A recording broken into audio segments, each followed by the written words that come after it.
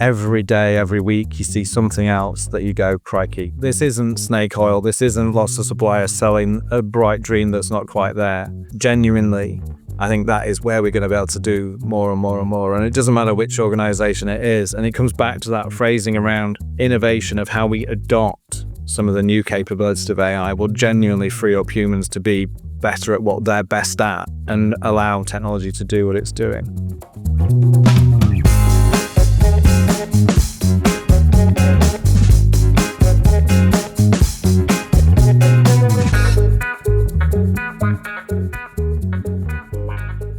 Rich, welcome to Our Change Shift Happens. Thank you for joining us. Thank you for having me. We've obviously known each other for a while now. You've done a number of things for Work Digital, but I think the purpose of the podcast really is hopefully to please in the name Our Change, but it is very much your journey in many respects. So the audience very much are feeling, how have people got into these roles, and has it been? I've made this joke many times, and many people will probably have heard it before from me. At 19, when you spoke to your careers officer, did you say you wanted to be, in your last role, Director General or Group CIO? Fortunately, no one has so far come on and said, yes, I did that. At 19, I had this burning ambition to be a global CIO. And the journeys that people have taken, and yours in particular, specifically around health, and last had been CIO of Boots and Director General of DWP, now obviously into a new role. I think it'd be really interesting to get into the early part of your career, failing, learning, what's gone well, what's gone right, what have you learned, who have you leaned on. A wonderful guest a couple of weeks ago spoke around mentorship and how much value that added. And really, I guess I'm picking your story towards the back end, almost flipping the lens a little bit. What do you see in the future with the experience, the viewpoint that you have now with the experience that you got? Where are we going? And we've had everything from yesterday, you will be the HR department of robotics, through to, don't worry, not a lot's going to change. We're pretty much there. And so it's really, what are you seeing and feeling? But maybe if we stop there in, how did you come to be where you are? How did I come to be where I am? It's a fascinating bit at the beginning, that's for sure. So, left school and wanted to be a junior school teacher, which you're talking sort of late 1980s. A bloke going to be a junior school teacher was a rare thing in some ways, but did 4 years at uni doing weirdly business studies, marketing and teaching with a full intent of going and teaching 10, 11-year-olds, enjoying that side of it, doing the drama class and, enjoying that, whatever you could do in that sort of space. And there I was at the end of uni, did reasonably well at uni. We used to have this thing called Milk Round where you'd go and meet loads and loads of businesses and they persuade you or talk to you about coming to work for them. And a company called Perot Systems, which was Ross Perot's company, said, we're setting up some stuff in Nottingham where you live to go and do mapping of where electric cables are. And we really want you to come and work for us. Okay, we'll pay for your student loan, we'll give you a company car, and we'll pay you, I don't know, 26 grand a year, which at that point was more than the teacher was being paid. And I would walk away without a student loan and I'd get a car. So much to my mum's horror, I never actually taught ever. Which was a bit ridiculous in many ways. We did a few years for Perot and asked would I move to the US, and decided that I wouldn't move to the US and ended up falling into the NHS. So moved from Nottingham down to Bromsgrove. Yeah. Of all places in the world, Bromsgrove ran the entire NHS's IT system as it was very clearly there, which was really weird for this tiny town, tiny set of officers. Yeah. Exeter, Bromsgrove, Barnsley were the places that ran the whole of the NHS IT stuff. I'd never done programming. Always been interested in tech, but I'd never done that kind of stuff. And I found myself supporting health authorities, GP systems, connecting them for cancer screening and doing a whole bunch of stuff in that space. Stayed in healthcare for a long time, but lots of different roles. So national program roles under when Tony Blair was Prime Minister, moved back to Leeds from that point of view from Birmingham, which was brilliant to come home. And then moved into clinical research, using data for the first time out of Leeds Uni, the National Institute of Health Research. It's sort of a bit of a Leeds secret, really, in some ways, that the NIHR is based out of Leeds Uni, which is £1 billion worth of investment in the NHS to do clinical research every year. It's a phenomenal organisation. And then it gets more exciting for me, I guess, in some ways. So one strange day, take a phone call, and it's the Irish healthcare system. We've heard about you as a CIO in health. Do you fancy coming over to Dublin for a few years and being the island's first CIO? So, yeah, sounds like a good idea. Let's give this a go. Went over to Ireland, did loads of interviews, one of the most horrific interviews of my entire life. So walked into a big room with 16 people behind a desk and one chair in the middle of the room without a desk. And they started with questions at one end and went to the other end and then turned around and came back that way. Luckily, at the end of it, they did say I'd got the job. So that was quite cool, but that was terrifying. So I did 4 years in Ireland. Through family stuff, parents were poorly, spending a lot of time coming back and forwards, came back, CIO of Leeds Teaching Hospital for a couple of years. Right. And then another random phone call, will I go to Nottingham and help them write a job description for a director of innovation? So pop down to Nottingham, sit down with Seb James, Paul Dunn, the leadership of Boots, scribble on some papers about an innovation director. And then at the end of it, Seb said, you fancy doing the job now? You've written the job description, which is kind of something that happens, isn't it? So went in there doing that. COVID struck. The CIO of Boots decided he was an American. He wanted to go back to the States. And Seb asked me to step into the role of CIO of Boots and on the exec, which was phenomenal. Really, really brilliant experience. 4 years in there doing retail, learning how you do Black Friday, learning how you do some stuff that I never even had crossed my mind in healthcare, but realizing the transferable elements of some of that were really cool as well. Decided that actually maybe a bit more purpose was the right thing to do, rather than just making money. And I'd learned a lot and wanted to see whether it was truly something you could pass around, and was lucky enough to secure the role of Director General for Digital at the Department of Work and Pensions. So off I trot again for another role, another learning experience, another getting out into job centres, learning how service centres work. How do we pay people, £1 billion every 6 days leaves the government's bank and goes into people who absolutely fundamentally need that money, the most vulnerable people of the UK. 2 years in though, and if I'm honest, it was bloody hard. And there was an element of looking around and going, you know what, the private sector side of what I'd done was exciting. A new industry for me around industrial logistics, space, buildings across the whole of Europe popped up and said, do you fancy being our first CIO? Well, we've got a transformation agenda. We want to stop being just hiring people to grow. We want to do things in a different way. And a couple of months ago, I joined a company called Segro as their first CIO, which has been an amazing learning experience, but I am only 8 weeks in. So it sounds like you've had quite a varied career. Obviously, you're within tech, but it sounds like you moved around and held lots of different positions. But what skills would you say have been the most critical in your development or in your ability to kind of go off and do new things? So I think it's people skills, it's engagement, it's how do you tell the story?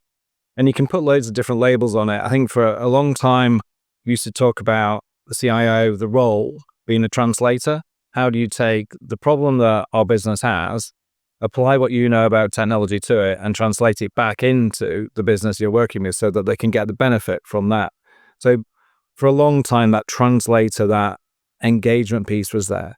I think at DWP, I had a team of 5,500 people. You can't translate for 5,500 people. It's just too big. So you start to realize that it is a leadership role. The debate that's gone on for a long time about is a CIO on the exec or not. Yeah. I hope we've got over that to some degree now, that organizations largely understand that digital transformation is transformation and it's the future of their organization. But it's bringing new ideas, listening to the business that you are part of, getting your team, your organization to think that IT isn't in the basement, it isn't a cost center, it is actually how you design for the future. I think having that brain to do that and that relationship that you have to create to do that's a big skill that I've seen that has grown, and one that people really want us to have as well. I mean, I agree with you. I think we're definitely not talking about technology as a cost center anymore. I think we are at that point in that sort of digital revolution where we accept now digital transformation is going to enable us. When you talk about sort of people skills, it would be good to be a bit more specific for people who are listening or people who are maybe early on in their career. How did you do it? Are you a people person, or did you, because I think there is a different level of managing expectation, so it would be really good to kind of just get a little bit more detail around, how, if I am earlier in my career, how could I use people's skills in what way? So I think some of it goes back to that education. So I spent 4 years at uni learning how to translate and work with kids, teaching, teacher training, being able to do that. So there's a bit in the education piece. I think there's a bit in your starter for 10 as well in your own head of how do I concentrate not just on the ones and zeros, the tin and wires, whatever not great analogy people use for the tech industry, and how do I listen to what people have got to say about the problems they have. We've done this thing around don't allow the business to be a phrase that gets used, and make people in the team talk about our business. I think that grounds you back into, you're not a sideline to it, you're part of it. And once you're part of it and you're on the front line with colleagues who are on the front line, then at that point you start to understand what their needs are a bit more. And that's when the people side of it happens. And I think, it's fascinating. In Ireland, as the CIO there, we did all sorts of stuff about getting on the front line, get into our maternity hospitals, get with our GPs. In Boots, we created Stores Day. In Boots, that meant that on one 24-hour period, everybody who worked in IT at Boots went into as many Boots stores as they could, did an audit of what they got, but spent time with staff and then adopted a store as well. So I live in Wakefield, and the Boots store in Wakefield, I would go in and they'd be, can you change the light bulb? Can you do, the pulses down? You're like, I only came to get some shampoo. But being there for the tea is a really, really important part of it. And even now, just 8 weeks in my new role, going to what we call our assets in Coventry and Slough out at Heathrow and seeing the big boxes that we are working with our customers to utilize, not only do you get a feel for the business, but you're meeting the people that are reliant on your system. So you become a people person because you're creating relationships, even friendships.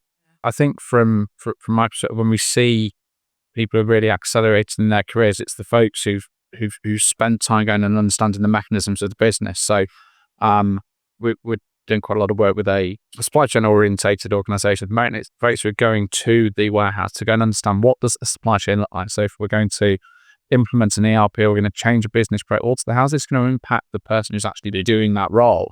And I don't know how you found it, but when you're running a really big team or you're trying to make a very large change in an organization, I'm not saying that there isn't friction or there isn't challenge, but there is massively reduced, and you can win how much well, it did come down and have a go at it. They come and understand, and actually the change to the pulse system has been beneficial. And so actually, if we listen and work together rather than actually say, more technology is coming at us. Yeah, who's Rich? Oh, he runs the technology department of X number of 100 people. We've never met expert. We've never met the head of the ERP system. We've never met the head of business analysis. How can they understand what our job's on? And I think there's an element there of getting right into what the problems are as well. Yeah. So like you mentioned ERP there, or, you could put any acronym on it, CRM, EHR in healthcare. People, sometimes they jump to the acronym, the thing that they want, particularly in our industry. We know that an EHR is going to do this, or a CRM is going to do that, or ERP is going to do this. But actually, if you can get in front of somebody and say, what are the 3 problems that you want me to help you resolve? Yeah. I'm not taking the problem away from you. I'm going to sit next to you and I'm going to help you resolve it. We landed on this thing relatively recently around a digital first mindset. So every business has used digital first, haven't they? It's been, kicking around for probably a couple of decades even now. But if you add the word mindset to the end of it and start to say, next time you have a problem, think about bringing one of my team to sit next to you to talk about the problem, not jump to what you want to go and buy. And please don't go and buy it and then chuck it at me as well, which, let's face it, happens to many CIOs. By putting the problem first, you find a different way to engage. And it's weirdly harder than you think to always put the problem first. We were talking in my organization even yesterday, there's a need for a CRM.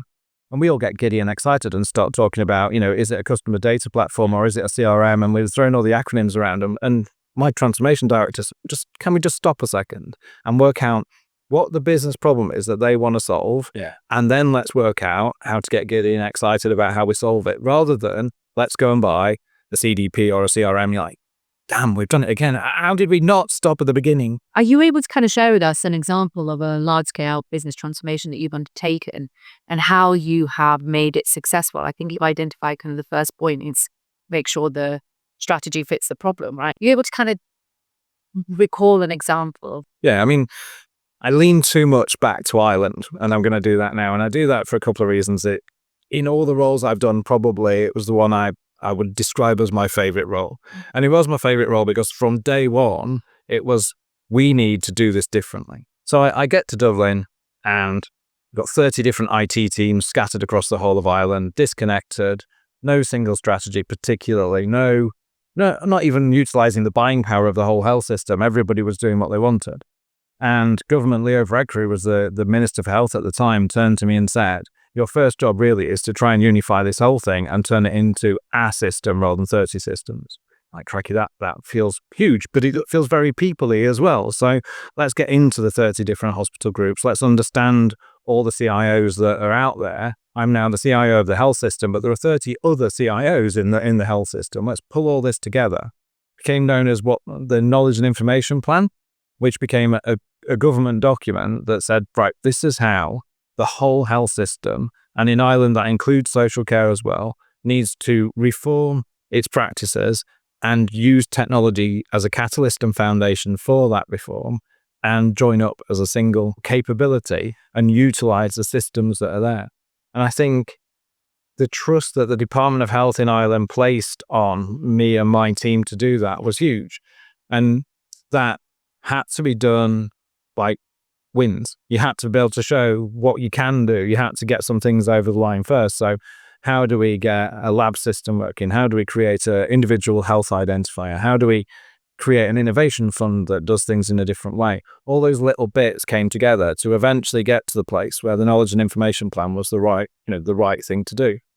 So I took that from Ireland as a mindset for me, for want of a better way of doing it. And when I landed at DWP, I set about saying, we don't have a digital strategy for what fluctuates between the biggest and second biggest department in government. And it's going to be a long time before we can write one down. You could see an election was coming, you could see changes happening and that side of it. So we said, right, instead of even thinking about a 5-year strategy, let's write down a 1-year digital business plan. April to April, this is the stuff that's funded, agreed, and we're going to do.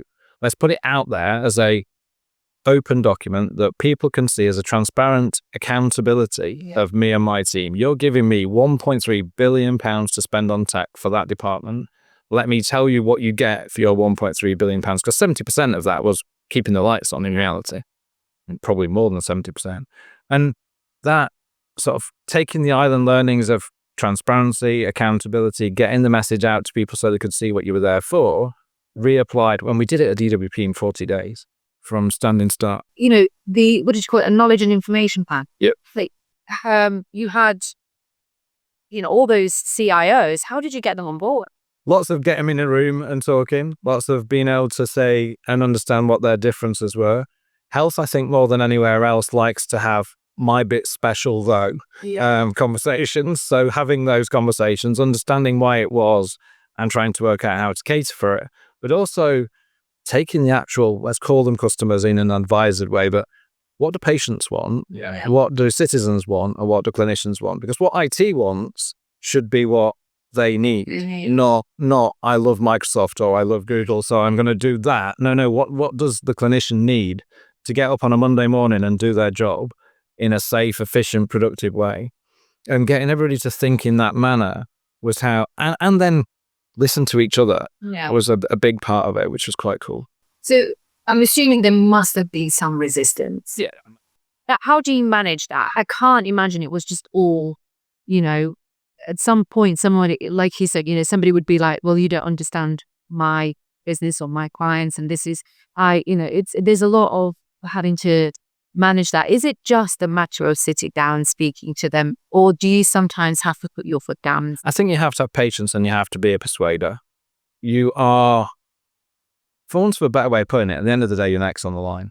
You're the person that's going to be responsible, and you can listen and try and persuade, but eventually you may well find you have to say, I've heard, I've listened, I've weighed up the odds, but actually this is the direction we're going in and this is why. And I think that's when you show your leadership skills, isn't it? When you've stopped, you've paused, you've shown, you've listened, you've taken on board people's opinions, and you've admitted that you need to change something as well. So there's a bit of looking around and going, right, which bit am I willing to let go of? Because that not only does that sound better, what they're saying, but actually if I publicly show that I've listened and changed my own mind to do it like that, then people will know this isn't just my way or the highway, because I don't think that works. You're never going to get people to follow you just my way. And I think in all the most recent roles I've done, that's had to be the sort of way you get there, whether it was Boots and you're sort of talking about cloud migration and whether we could do it in time for Black Friday, or whether you were talking about DWP and digital mindset and whether that was the right thing to do for an organization of such size. It's been a fascinating journey. So this relatively allergic reaction to digital first in DWP. It was like, well, we're humans. We want to talk to people. We've got 800 job centers. What does digital first mean? And it took time to get people to realize that we can define as an organization what digital first means. Yeah. And it doesn't mean digital, not human. It means let's look at a digital solution that the two humans that are involved in this conversation can use to be better at what they're doing. The permanent secretary at DWP used to say, let's get technology to do things it's good at so that humans can do what they're best at. And that was always a cool phrase to follow. I think that vulnerability as a leader is so important. And it's not, as I say, not coming in here to hold hands and come by hour after a bad week, but there is an element of, look, this has been really difficult for me too, and so let's go through it together. And as you say, I think when you do need to make a decision and it's that it's going to be unpopular with some, or it's against the status quo, whatever it may be, I think certainly in my experience when I've seen leaders, I've learned I worked for the best person ever, a guy called Matt, and it wasn't the fact that he did the complete, let's hold hands and go through this together. He made some very difficult decisions in his role, particularly, through COVID and at other times. But by showing his vulnerability, you understood that he'd listened, that he'd weighed everything up. And then I think the skill that you've obviously mentioned it, but it's the ability to communicate. It's the ability to communicate to lots of different people really well. And I think the other thing, I don't know, I would imagine the people say this about you at DWP, it's the stories that are told about you when you're not in the room, because you can't be in a room with 5,500 people. I think about this chat specifically, Matt, and we always used to say, that's about 1,500 people there. Like, how does everyone feel like they know him personally? Yeah. Well, the reality is a lot started in a year, would never have met him. Would never might have passed through an office and, oh, that's that bloke. But they felt like they knew him. I think it's that communication to their lead, in 5,500, you're going to have some leaders of equally very large teams. Yes. How you instill your message, how you instill your behaviors, your values, and your plan, and then they're told through osmosis. There's a lot of things that you end up with a bag of goodies that you're going to try each time, don't you? Which is, got to be careful that you don't assume that your template from the last role is going to work on this role. But one of the things that we did in Ireland was every Friday, without fail, we would send a note called, "Can you give me 2 minutes?" It would go out from me. It would be transparently, it would talk about the kids. It would talk about the things that we'd done and hadn't done. It would talk about the relationships. What did you do on Thursday night? As well as successes of the week, things that weren't so good in the week. How do we get that over the line? And that was something that I've taken from Ireland to Boots to DWP and now at Segro as well, where it's like, give me 2 minutes. Can you give me 2 minutes? Because literally it needs to be, page and a half of A4. Can you read it on the train on the way in? Can you read it on the train on the way home? And just know that connection. But even silly things like the business plan, having photos with the forward of me, and then each of the directors' chapters having a photo of them was really important as well. So that it became a human document as opposed to this cold, hard thing that people struggle to engage with. We do, one of the learnings from COVID around virtual huddles. So we bring experts in from other businesses, and you've kindly agreed to do one of these later in the year for me, but experts in from other businesses to literally just spend an hour with my team talking about what they're seeing in things that are completely disassociated to, but because you're on a screen, you're virtually there, everybody's asking questions and getting involved, you turn everything into more a human connection. And I think that's how communications is starting to be better and better and better in our industry, is that we stopped talking so much about the tag and the versions and the tin and wires and the speed, and started to talk a lot more about what are we here to do as the humans in this loop. I think what's really coming across for me as we're having this conversation is that actually technology is a equal business, right? Technology has come out of the basement, like we said. With it have come out all the technologists. one of the skills that you need is obviously not just to be able to translate business requirements into tech deliverables, but also kind of leadership skills in order to be able to merge, I suppose, that, technology enablement of a business. We do quite quickly, we learn in these podcasts, get into this culture, etc. It's a hugely important part of, or I think any transformation, but specifically, tech transformations. Within that, you would probably have, talent conversations. And having done a few transformation events, the question always comes up, but how quickly or how early on do you deal with talent? In either a transformation, whether you've just taken over an organization, etc. So what's your approach to kind of talent hiring? It's a really good area to get into, isn't it? I think one of the things I've done more and more is around that professionalization of the role we have. So we have come out of the basement. People are seeing technologists as communicators, as the owner of transformation a lot more. So how do we professionalize this role that we do?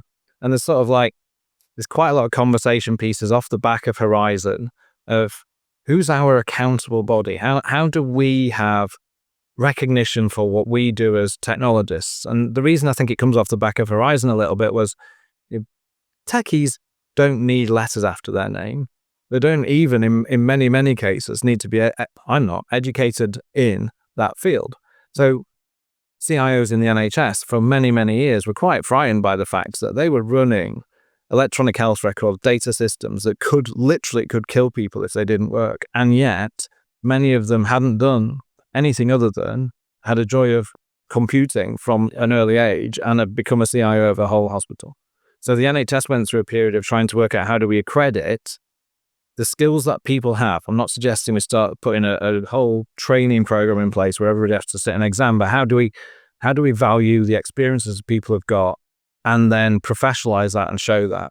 So something that I did at Boots, we joined the British Computer Society, we took people through that role, we did it at DWP and followed the same model, and indeed starting it at Segro. And the reason I mentioned Horizon and the hooks there is there were so many technologists involved in that scenario who had nobody to go to. And there's the story around sort of people knew they were being asked to do things that were not okay to do.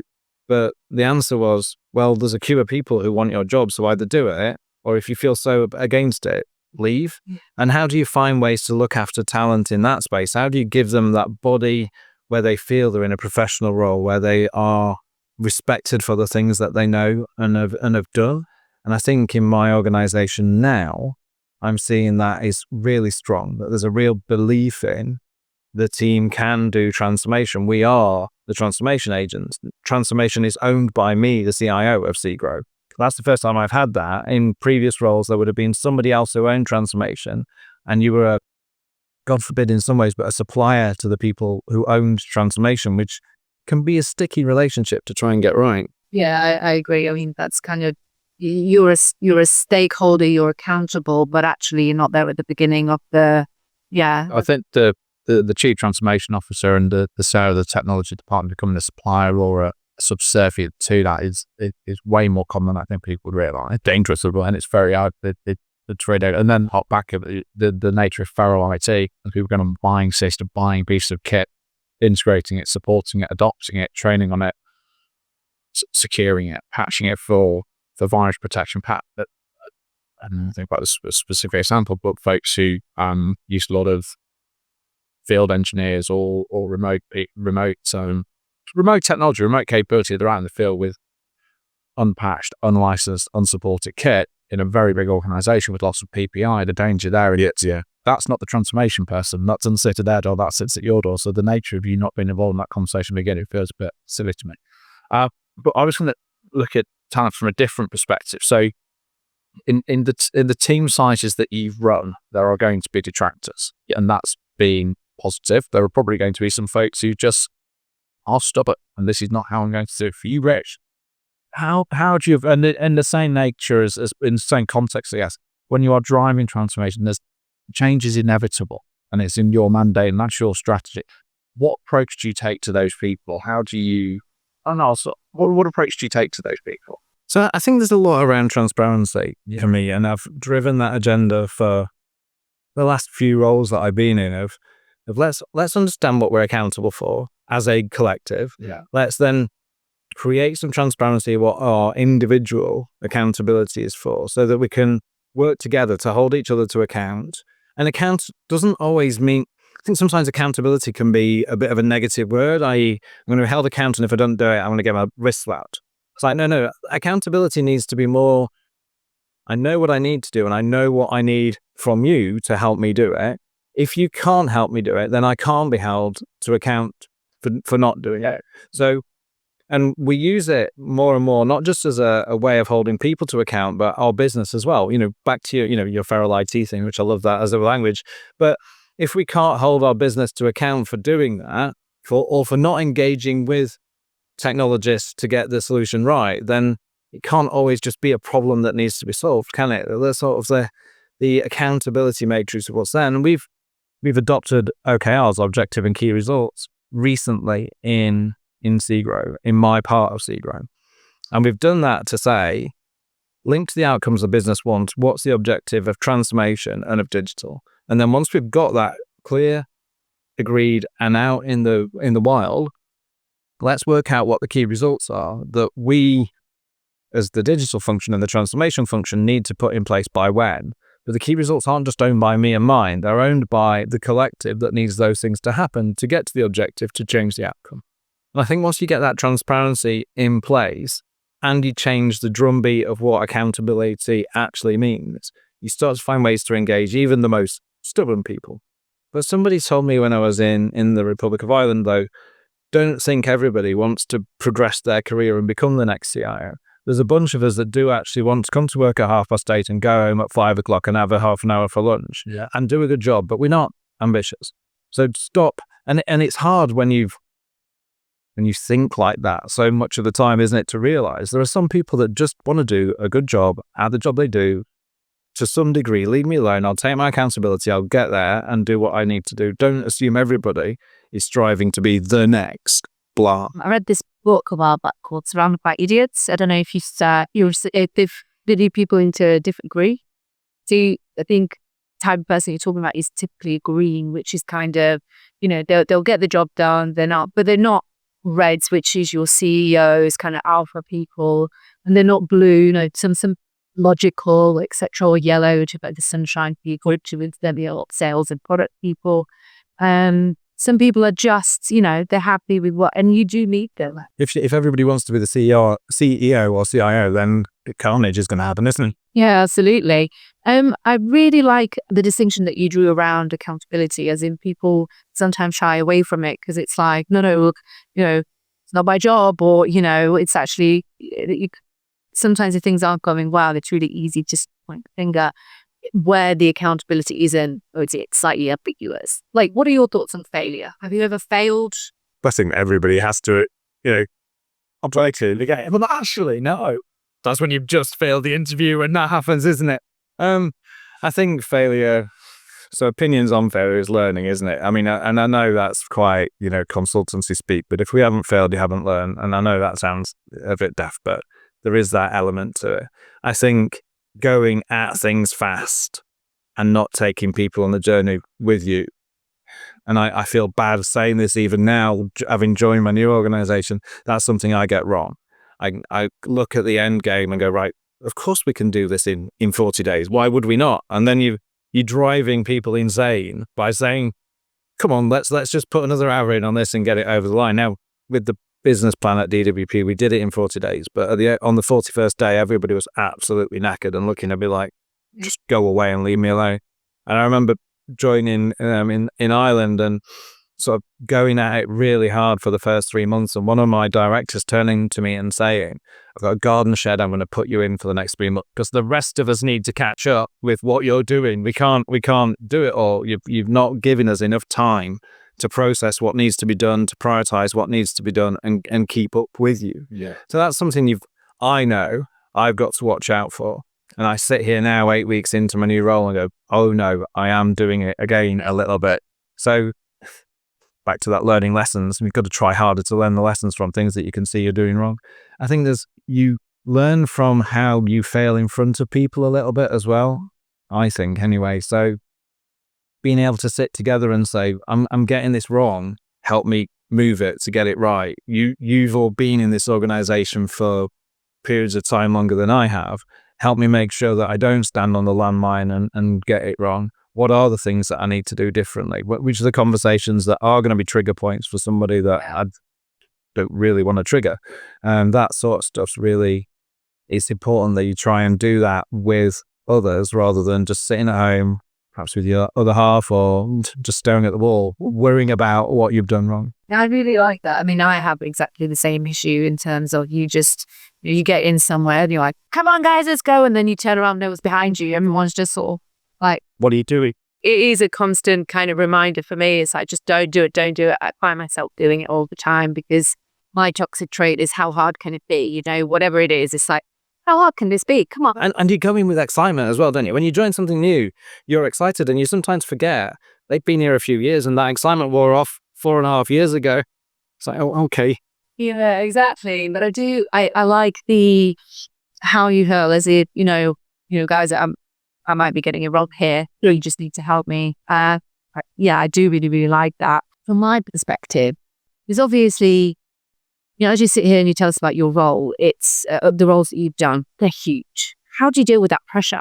You go in and what was the budget at DWP? 1.3 billion. 1.3 billion. I mean, and it's the pressure's higher because it's not just 1.3 billion, it's 1.3 billion of taxpayers' money. Yeah. In an organisation that has to put supporting the most vulnerable people in the UK at the top of the list of what it should spend its money on. So how do you deal with that? I think the DWP role was super pressure, and that was the highest I've really felt it at a money level specifically as well. I think each role's brought different pressures. So Boots was about, you can't have downtime, you can't let sales not happen. And once you went to a post-COVID world and it was 24/7 sales, it wasn't just when the store's open. It was like, right, this is an always on job. And the team, sadly, also needs to be always on. The DWP pressure was a lot more about the politics of how do we persuade people that investing in tech isn't a nice to have, and it's a fundamental, not even of change, but of not having something fall off the end of a cliff. Because government finds it difficult to invest in tech when there isn't a return on investment. So please, can I have money that doesn't make us more efficient? It doesn't make it quicker to pay people who require support from the government. All it actually does is stop the system falling over and breaking. And that's a really difficult business case to build. And particularly because everybody's reacting to the desire for, and this is a bit sad when I say this, but the desire for a headline. So people want to talk about the big, shiny, cool things, as opposed to, isn't it great that the payment system hasn't fallen over for 3.5 years? Yeah. Nobody talks about IT when it is just trundling out, keeping the lights on. They talk about it when it's big and shiny and new, or when it's absolutely broken and on the floor. So the pressure there was a different type of pressure, and dealing with it, I think, it's back to the people stuff a little bit, isn't it? The way you deal with it is to get your friends, your colleagues around you and openly have conversations about it.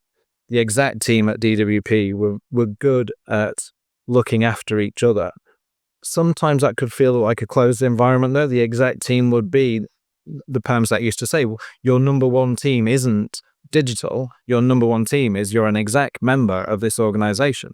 And actually, my modus operandi would be to lean on my colleagues in digital rather than leaning on my colleagues in the exec committee, because they understand your pressures. They understand the way you tick a little bit.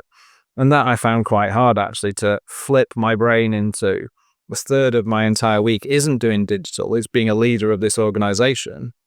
And I need to get more support from that third of the week as opposed to leaning into my colleagues in that space. It's hard though. And I think the role, I don't know who said it and whether it's an urban myth or not, but that's sort of the CIO role on the exec is one of the most lonely roles there, because actually you're constantly persuading the rest of the exec that this is important and this is why.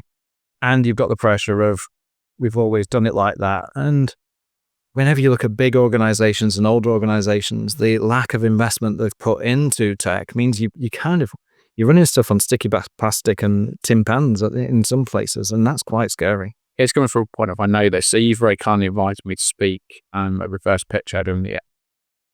I think one of the things that struck me was the power of collaboration. Yeah. And it's not specific to this topic, but it very much leans on, I think, who you are in collaboration.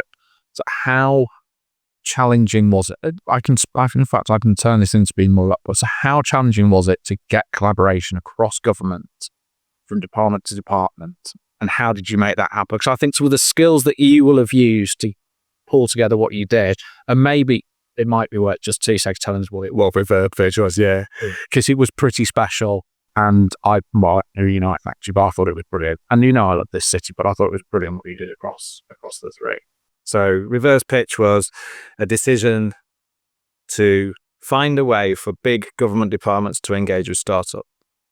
Yeah. Being blunt, that's kind of what it was. We know that to work with government, you need to have £1 million in the bank and a workforce of 100 and a blah, blah, blah, existed for 20 years, which means you're not getting new ideas, you're not getting innovation, you're not being able to support local community grow.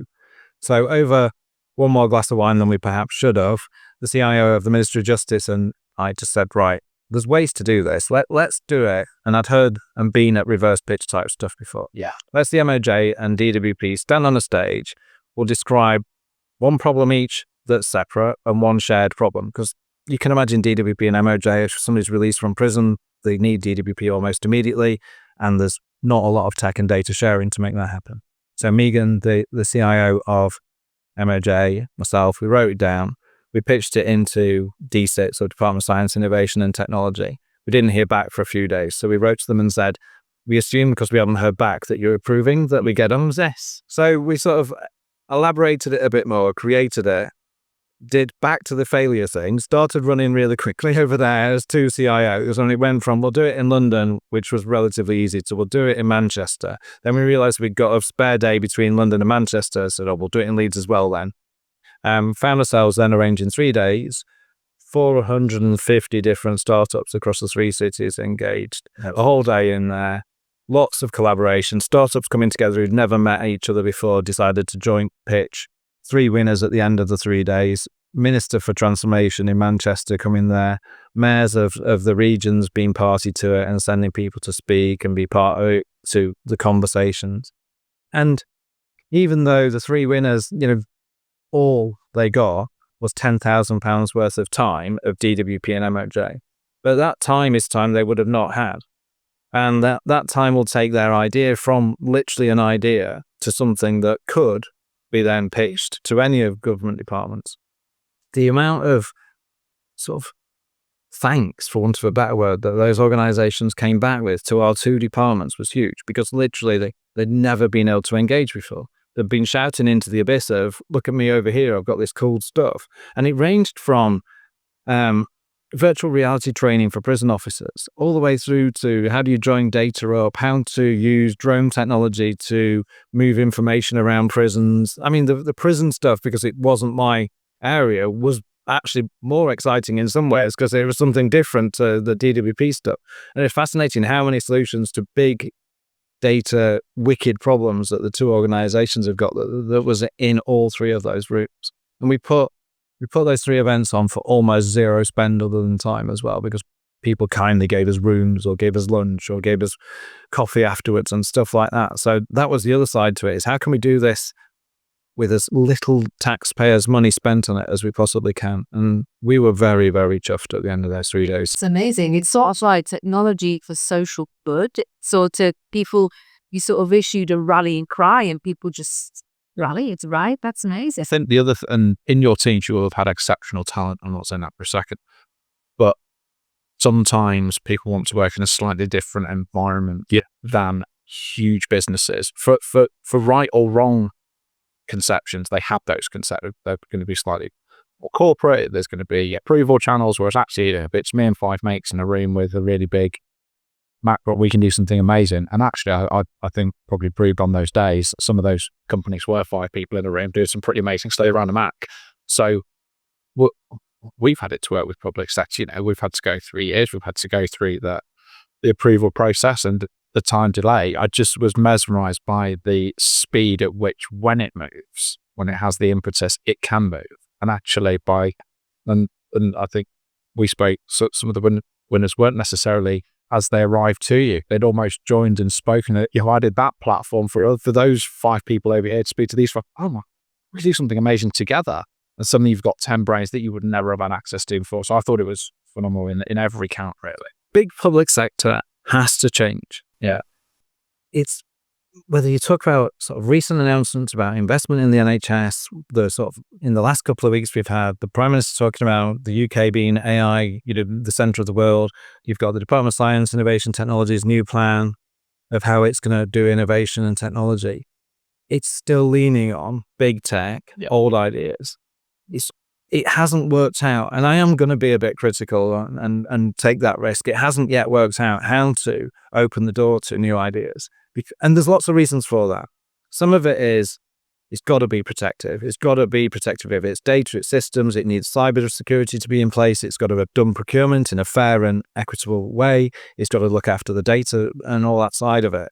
But it shouldn't prevent engagement with those 5 people who are sat around the Mac who've just come up with a brilliant idea. Because if government, big systems don't find a way to engage with that, we're going to keep spending millions of pounds on edge case solutions that come from the big suppliers who've got loud voices. Yeah. And I love those big suppliers as well. That isn't me saying everybody go and turn off X and plug in to a different system. It's quite soul destroying when you're in there and you just can't get things over the line. And being a bit critical and taking the risk.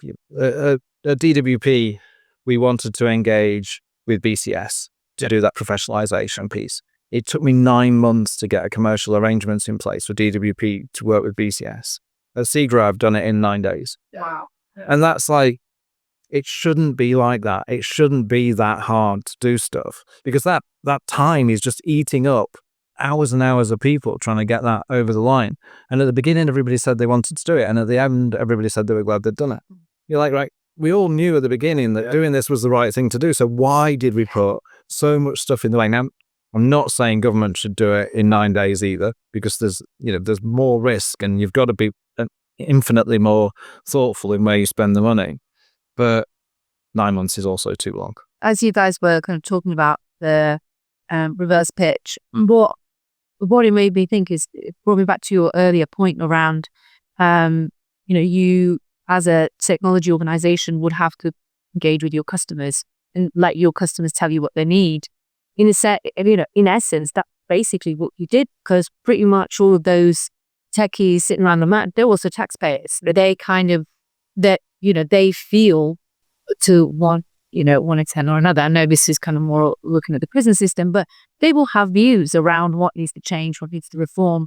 And that got said at all 3 cities. People in those rooms in all 3 cities said, I get that you have to be careful because some of this is my money that I am giving you out my salary. So I get that. I don't want you to do something stupid with it. So yeah, it's definitely realized. And you're right. There's sort of the stand up with the 3 problem statements. And you'd say, what do you think? What do you think?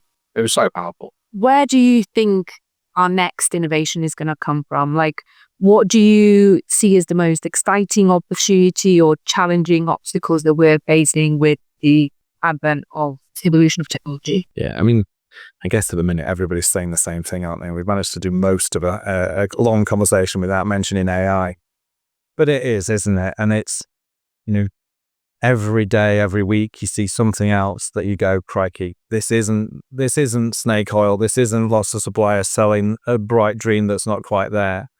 Genuinely, I think that is where we're going to be able to do more and more and more. And it doesn't matter which organization it is. And it comes back to that phrasing around, I think, the innovation of how we adopt some of the new capabilities of AI will genuinely free up humans to be better at what they're best at and allow technology to do what it's doing. Just in Segro, looking at how we've adopted Copilot and some of the tools around that, where people are sort of, I'm going to give this a go. You're seeing some amazing, amazing results. People in other European countries using Copilot, not just to translate language so they can do that robotic translation, but using Copilot to learn how they communicate so that the translation of them is them, as opposed to that sort of swap word A for word B, and it doesn't flow the same way. We've got sort of all sorts of amazing use cases where people out in the field are using new tech supported by how we move data around to do things in a more productive way, in a more accurate way. The innovation projects in DWP just made a huge difference and allowed DWP to lead the way really across government with how to do that. It's fascinating, I think, the sort of pace that people are accepting it as well. Yeah. So this time last year, we would have probably been talking about a group of people who really, really, really thought AI was going to end the world. You know, there's lots of, particularly in government, examples of where the bias that's there, etc. Actually, as we get into 2025, those people, I'm even seeing those people persuaded that this ain't going away, and how do we make it the best of it rather than it be something that we're scared of? A lot of people probably are, but like I am as well. And just cognizant, but it can save your time if you were using the right way. You know, there's a lot of efficiency to be had.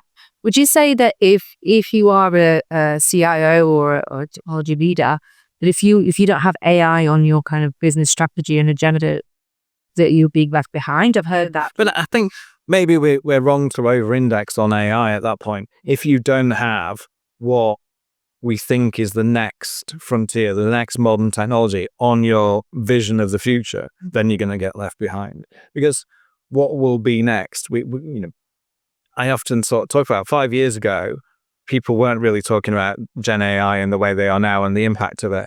The fact that my 15-year-old son has got ChatGPT on his phone and is using it to do stuff. The fact that my mum, 78 years old, knows what AI is, or thinks she knows what AI is.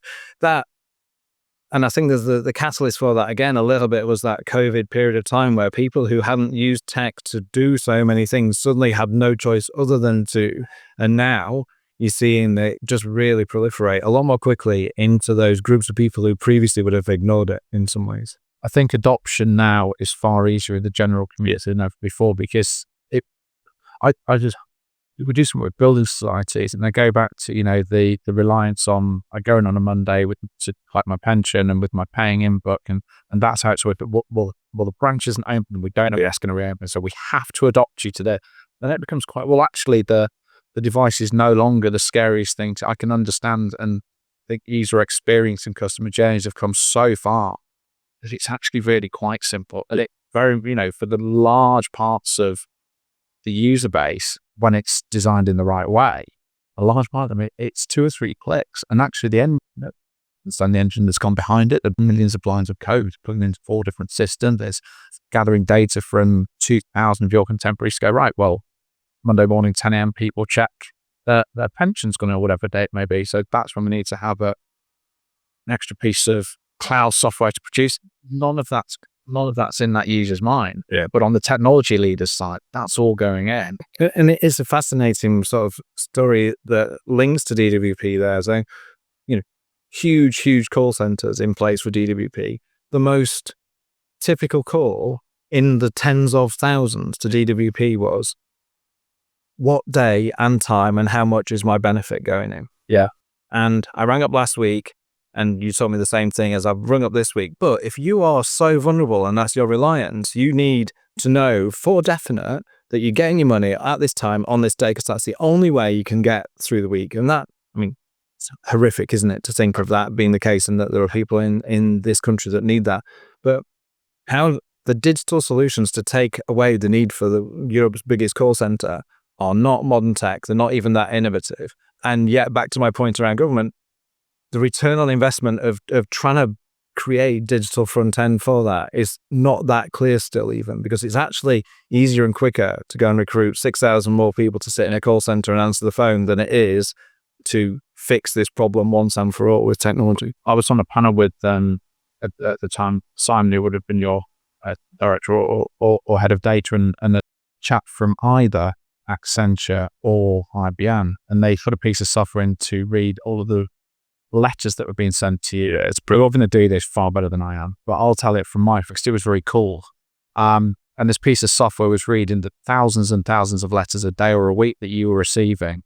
And it was a change to postcode or a change to telephone number or a change to bank details. And it was all very, very prescriptive. But at the time, you would have had hundreds, maybe thousands of people who would be going in manually. And that wasn't probably what they joined DWP. They joined to help people, and of course change their number and make sure that they got to the right bank account. It's helping them, but actually being able to take the call and listen and provide that service. I'll do a terrible job. No, but it makes sense. And I think, that went a step further. I'm super proud of this one. So 25,000 letters every day, every single day. So, and the technology had been created to open, scan, and disperse these letters across the country so that a human could read the scanned letter. And by letter, this ranges from 6 yellow sticky post-its in an envelope through a 30-page typed letter of my situation. And we used technology to train a model to spot vulnerability. Because the scariest thing was somebody sends a letter and 7 days later somebody reads the letter. And the letter said, can't cope, I've got no money, I've got nowhere to live, and what am I going to do? And actually, by training the model and building it, the model then would prioritize the most vulnerable people to be the top of the list. And it went from 7 days to 24 hours was the worst case scenario, that somebody would not have a conversation with a human about why they were vulnerable and why they needed help. And Simon, the person you mentioned there, that was his brainchild, his thing that was, how do I get this supercharged? Not just to do the admin of, but to do some human stuff. But then back to the sort of almost the reverse pitch conversation, that model and that technology and capability isn't unique to DWP. But DWP trying to get the rest of government and other departments to realize this is quite cool, do you want it? Yeah. Was really, really, really hard. What are you kind of most excited about in the next 5 years? Most excited about in the next 5 years? I think seeing how this new tech, the stuff we've talked about to some degree, really does land. We've asked for consumerization of technology. It's now here.